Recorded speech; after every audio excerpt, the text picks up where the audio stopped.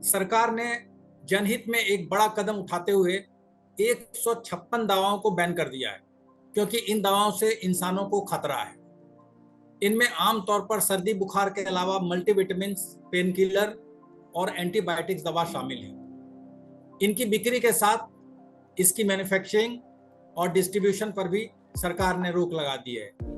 सरकार ने ये बड़ा फैसला ड्रग टेक्निकल एडवाइजरी बोर्ड के रिकमेंडेशन पर लिया है।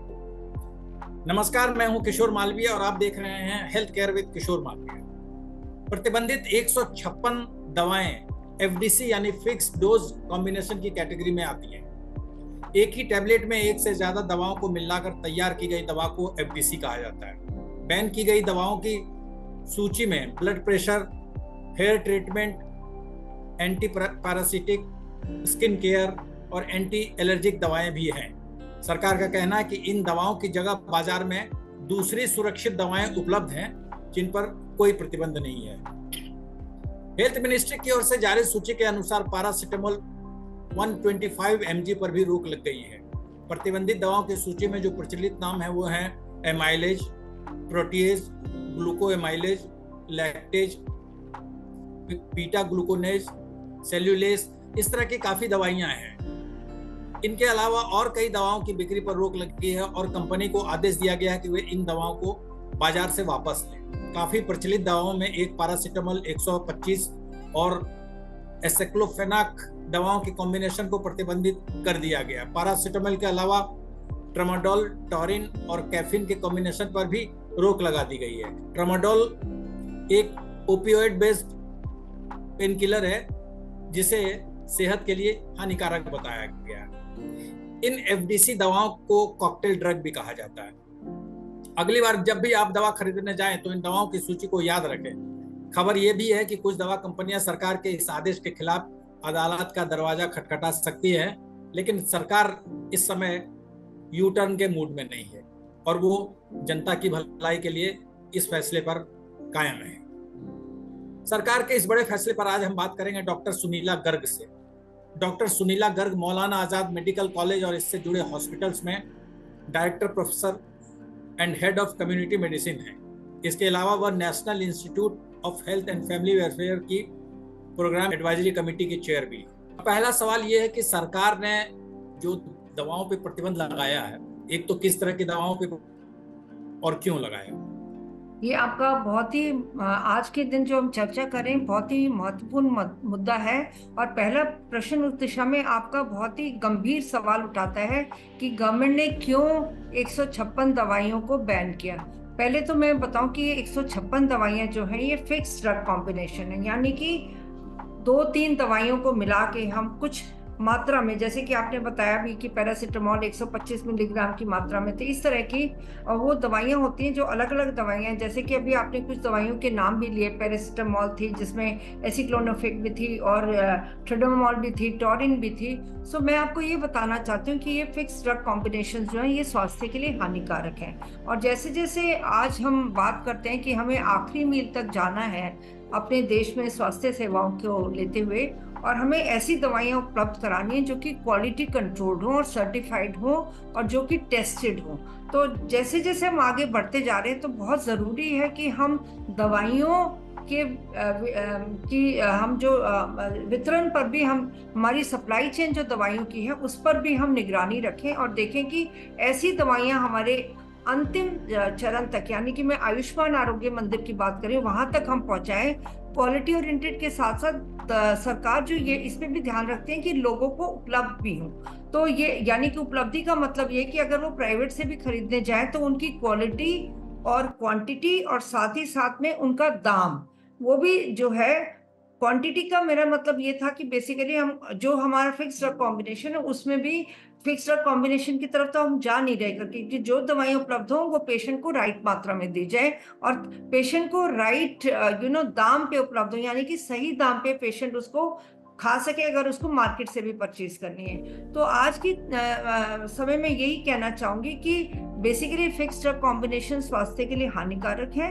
और नंबर 2 जो है, बेसिकली ये ड्रग्स जो है हमारे फार्मेसी से भी हट जाने चाहिए। और इसमें अहम रोल जो हमारा है, जितने भी हमारे ड्रग इंस्पेक्टर्स हैं, ये सीडीएस का ये मानना है कि आप जितने जितने जिलों में जाएंगे, आप फार्मेसी शॉप्स पे भी आप चेक करेंगे कि वो, एक तो आपने पहला बहुत अच्छा वो बताया कि मैन्युफैक्चरिंग वाली जगह से वो हट जाए। बिल्कुल, जब वो मैन्युफैक्चर ही नहीं होंगे तो वो आगे कैसे पहुंचेंगे।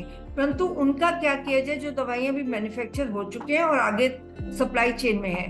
तो इसके लिए हमारा अहम रोल है हमारे जो ड्रग इंस्पेक्टर्स हैं या सीडीएसओ का, कि ताकि एक स्ट्रॉन्ग लेजिस्लेशन हो कि दवाइयां मार्केट से पूरी तरह से हट जाए और ये कहीं पे भी उपलब्ध ना हो। गवर्नमेंट में तो इसका सिस्टम बहुत सरल है, क्योंकि एक जो अहम ऑर्डर इश्यू होता है तो सभी जगह से, सभी संस्थानों से ये दवाइयां हट जाती हैं। जैसा कि अभी आपने बताया कि एफडीसी दवा उसको कहते हैं कि कई दवाइयों को मिलाकर बनाते हैं, तो इसमें खराबी क्या है? देखिए, फिक्स ड्रग कॉम्बिनेशन ड्रग्स जो है, ऐसा नहीं है कि मैंने पैरासिटामोल दिया तो पैरासिटामोल पैरासिटामोल का ही काम करेगा। अगर उसमें एसिक्लोनोफिक भी मिला हुआ है या उसमें ट्रेडमोल भी मिला, ये ड्रग्स आपस में इंटरेक्ट करते हैं। जब दवाइयां आपस में इंटरेक्ट करेंगी तो एक ये बॉडी के लिए जो मॉलिक्यूल बनता है वो हानिकारक मॉलिक्यूल होता है। तो ये फिक्स ड्रग कॉम्बिनेशन जो है अपने आप में हानिकारक है। पूरी मात्रा में जो है, अभी जैसे मैंने आपको बताया है, ये कुछ भी हम कॉम्बिनेशन, भाई मेरा मन करा, मैं आज एक मैन्युफैक्चरर हूँ तो मैं एक दवाई में, मुझे लगता है कि सर्दी खांसी जुकाम और नजला होना और साथ ही साथ में एंटीबायोटिक भी डाल दूं, इस तरह से नहीं चलता। दवाइयों का जब मैन्युफैक्चरिंग होती है, ये साइंस बेस्ड होती है और पूरी तरह से उसके ऊपर बहुत ज्यादा हम लोग रिसर्च करते हैं। जब हम रिसर्च करते हैं तो हम देखते हैं कि कौन सा दवाई जो है किस मात्रा में किस मरीज को किस बीमारी के लिए दी जानी चाहिए। तो इस तरीके से जब हम दवाइयां बनाते हैं तो आप देखेंगे कि वो दवाइयां जो हैं, अगर आप मार्केट से भी परचेज करेंगे, उनका ट्रेडमार्क होता है, एक्सपेंसिव भी होती है और वो पूरी तरह से फायदा करती है। तो इस तरीके से हमें धीरे धीरे जो है, हमें ये बहुत गहन रिसर्च का विषय है कि कौन सा दवाइयों का कॉम्बिनेशन, फिक्स ड्रग कॉम्बिनेशन आपस में जो इंटरेक्शन करता है उनको बिल्कुल ही नहीं रखना हमें। कफ कोल्ड का अगर आप कहेंगे कि एलर्जी की दवाई लेनी है हमें या पैरासिटामोल लेनी है, तो हम अलग अलग भी ले सकते हैं। तो ये जरूरी है। सरकार ने ये जो फैसला लिया है, ड्रग टेक्निकल एडवाइजरी बोर्ड के रिकमेंडेशन पे लिया है, तो इसका मतलब ये है कि बोर्ड ने प्रॉपर जांच की होगी और गड़बड़ पाया होगा, उसके बाद ही ये फैसला हुआ। देखिए, डेफिनेटली ये सारी चीजें हमारी जो है ऑब्जर्वेशंस पे और बहुत सारे गहन ऑब्जर्वेशन पे और क्लिनिकल स्टडीज पे होती है। जैसे मान लो मैं एक क्लिनिक में हूँ और मैं 100 पेशेंट्स को ऑब्जर्व कर रही हूँ कि मैंने उनको ये दवाई दी और जो कि कफ कोल्ड और फीवर के साथ मेरे पास है, और साथ में मैं दूसरी ओपीडी में भी ऑब्जर्व कर रही हूँ कि मैंने उनको फिक्स ड्रग कॉम्बिनेशन के बदले मैंने दूसरी दवाई दी थी।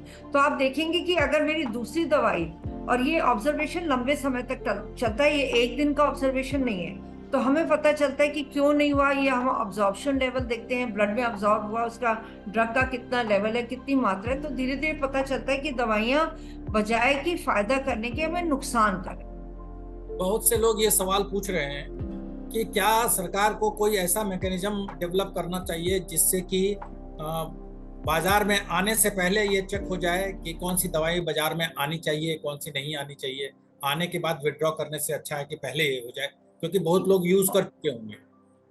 नहीं, ये ऑलरेडी सरकार का मैकेनिज्म है, परंतु जैसे जैसे हम आगे विकास की ओर बढ़ रहे हैं, तो देखिए हम क्वालिटी के ऊपर भी बढ़ रहे हैं और हम पेशेंट केयर के ऊपर भी हमारा बहुत ध्यान है। तो ऐसा नहीं है कि पहले भी हम नहीं कर रहे थे, परंतु पहले हमारे मैकेनिज्म्स और आज के मैकेनिज्म से बहुत फर्क है। आज हम बहुत सोफिस्टिकेशन के ऊपर आगे बढ़ चुके हैं और हम गुणवत्ता की को जानने के लिए हमारे पास में बहुत सारे साधन हैं। तो मैं कहना चाहूंगी आपको कि ये सप्लाई चेन हमारी हमेशा से कंट्रोल होती है कि कौन सी ड्रग मार्केट में लॉन्च हुई। ऐसा नहीं कि आज मैंने मैन्युफैक्चर करी तो मैंने मैन्युफैक्चरिंग उसको बता दूंगी। ये ड्रग सब सीडीएसओ से अप्रूव होके आती है, तब ये मार्केटिंग में जाती है।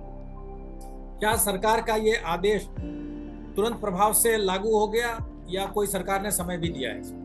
देखिए बेसिकली तो जब एक आपका 12 अगस्त को जब ये आया था हमारा आदेश मार्केट में, ये हमारा आदेश जब लॉन्च हुआ था गजट के माध्यम से, तो मैं कहूंगी कि ये उसी दिन से आपका मान्य हो जाता है। यानी कि ये हम नहीं कहेंगे कि, परंतु सरकार ये कहती है तुरंत से तुरंत, जल्दी से जल्दी आप ये दवाइयों को आप मार्केट से या जो भी उनकी सप्लाई चेन के माध्यम से किसी भी डिस्पेंसरी में या कहीं पे भी गई है, तो वो उसको उस सप्लाई चेन को पूरा तरह से हटा दिया जाए। तो इस तरीके से जितनी जल्दी हो सकता है हम इसमें कोशिश करते हैं। और मेरा अपना एक्सपीरियंस रहा है कि हम जल्दी से जल्दी, मान लो आज का सरकार का अगर कोई गजट नोटिफिकेशन आता है, तो हमें फौरन अपनी फार्मेसी को निर्देश देती है कि इस नंबर वाली दवाइयां जो है, इस रैंक की, इस बैच की जो है, इसको फौरन सभी सेंटर से हटा दिया जाए। तो इसमें जो है अमल तुरंत से तुरंत होता है। और मैं ये कहूंगी कि इसमें हमारे लोग भी बाध्य हो जाते हैं। अगर मैं नहीं करती तो मेरी भी एक जिम्मेवारी बनती है कि मैं क्यों नहीं कर रही। चलिए, ये तो हो गया मैन्युफैक्चरिंग, डिस्ट्रीब्यूशन और बिक्री की बात। क्या डॉक्टर्स को भी कोई गाइडलाइन इशू किया गया है सरकार की तरफ से कि इस तरह की दवाइयों को प्रिस्क्राइब ना करें? डेफिनेटली, जब एक गजट नोटिफिकेशन है, जब आज मैं और आप इस अहम विषय पे चर्चा कर रहे हैं, तो ये देखिए ये सभी जिलों को जाता है, सीडीएमओस को जाता है।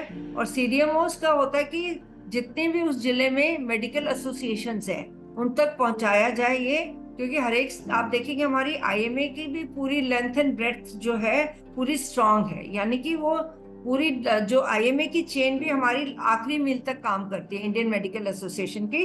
तो जो डॉक्टर्स हमारे जिले में प्रैक्टिस कर रहे हैं, जो हमारे सिस्टम में काम करे, सिस्टम में तो मैंने आपको बताया कि कोई दिक्कत नहीं है, सिस्टम में सरकार बाध्य हो जाती है और वहां पे राज्य सरकारें भी बाध्य होती हैं करके उनके, क्योंकि हमारा हेल्थ जो है स्टेट सब्जेक्ट है। परंतु आप ये देखेंगे कि जहाँ पे आप प्रैक्टिस कर रहे हैं और आप कुछ दवाइयां लेके आए हैं, और स्पेशली वहां पे होता है जहाँ पे स्टैंड अलोन प्रैक्टिशनर्स होते हैं, वहां पे जरूर हमें चैलेंजेस आते हैं। तो इसी बहुत जरूरी हो जाता है, जैसे आप अपने चैनल के माध्यम से बात कर रहे हैं, तो जरूरी है कि डॉक्टर्स अपने आप को अपडेटेड रखें। क्या सरकार के नए नोटिफिकेशंस आ रहे हैं उन पे भी ध्यान रखें, ताकि ये सस्ती दवाइयों का आप उपयोग ना करें। जैसा कि आपने कहा, बड़े शहरों में तो ये आसानी से हो जाता है, लेकिन जिलों में, छोटे जगहों पे लोग बहुत जागरूक नहीं होते हैं और प्रॉफिट कमाने वाले कहते हैं कि चलो कर लेते हैं। ड्रग इंस्पेक्टर भी वहाँ नहीं होते हैं। तो जो छोटे जगह पे हैं, जो रूरल एरिया है, जो छोटे कस्बे हैं, वहाँ कैसे इसको इम्प्लीमेंट किया जाएगा? देखिए अभी भी मैं ऐसे कहूंगी कि जो छोटा कस्बा भी है, आपका आखिरी मील जो है आपका गांव है या कोई स्लम एरिया है, आप देखेंगे तो दोनों हमारे शहरी इलाके हैं, ग्रामीण इलाके हैं, और आज की तारीख में हमारे ट्राइबल इलाके भी हैं। तो वहां पे भी हमारी फार्मेसी शॉप जो है आजू बाजू में हो सकती है। तो वहां पे चेकिंग जो है बहुत जरूरी है। और वहां पे भी हम ये नहीं कहेंगे कि ये हमारी जो आखिरी मील पे दुकान है यहाँ पे ड्रग इंस्पेक्टर नहीं जाएगा। ये स्ट्रिक्टनेस जरूर चाहिए हर लेवल पे, क्योंकि आप देखेंगे कि मैं उस स्टोरी को हमेशा बताती हूँ कि एक हमारी कंट्री ऐसी थी जहाँ पे एक बच्चा स्कूल जाता था और उसी के लिए ट्रेन रोज जाती थी। तो ये हमारे कुछ सिस्टम को कसने वाली बात है और सिस्टम को स्ट्रिक्ट होने वाली बात है कि किस तरह से हमारी जो फार्मेसी का रेगुलेशन है वो ठीक तरह से हो, और इस बात की जागरूकता हम आखिरी मील तक फैलाएं। एक आखिरी सवाल मैडम, अगर कोई ग्राहक, कोई पेशेंट दवा खरीदने जाता है जी, और बैन की गई दवाओं की सूची में से कोई दवा मिल रहा है, तो वो किसको सूचना दे? कैसे, कहाँ पे कोई सेंट्रलाइज नंबर हो, किसको बताएं? देखिए बेसिकली मैं तो ये कहूंगी कि अल्टीमेटली वहां पे फार्मेसी को ही नोटिस देना चाहिए, परंतु लोकली ड्रग इंस्पेक्टर्स या हमारे जिला में सीडीएमओस होते हैं, यानी कि जो हमारे जो आपको मैं कहूंगी कि चीफ डिस्ट्रिक्ट मेडिकल ऑफिसर्स होते हैं, उन तक सूचना देनी चाहिए करके। परंतु आम आदमी ये सोचता है कि ये मेरा काम नहीं है। तो इसलिए ये जागरूकता लानी बहुत जरूरी है कि किस तरीके से आज की तारीख में सीडीएमओस के प्रति हम मेल भी उनके प्रति कनेक्टेड है। तो मेल के द्वारा आज हम डिजिटल है, ऐसा नहीं कि उनको हमें जाके गाड़ी लेके जाना है और उनको बताना है करके। तो हम डिजिटल माध्यम से भी हम कनेक्ट कर सकते हैं, व्हाट्सएप भी कर सकते हैं, हर जगह नंबर उपलब्ध है। तो ये जागरूकता ये है कि किस तरीके से हम लोगों को बताएं। इवन हमारे टोल फ्री नंबर्स भी उपलब्ध हैं। तो ये जो है जागरूकता हमारी पहुंचनी बहुत जरूरी है, जिसके लिए माध्यम क्रिएट किए गए हैं। परंतु जैसे कि आपने सही बताया कि आखिरी छोड़कर लोगों को पता नहीं होता कि कैसे जाना है, वो बताना चाहते हैं करके। तो ये तब आएगा जब वो खुद से सोचेंगे कि वाकई में ये नुकसानदेह है और हमें बताना जरूरी है।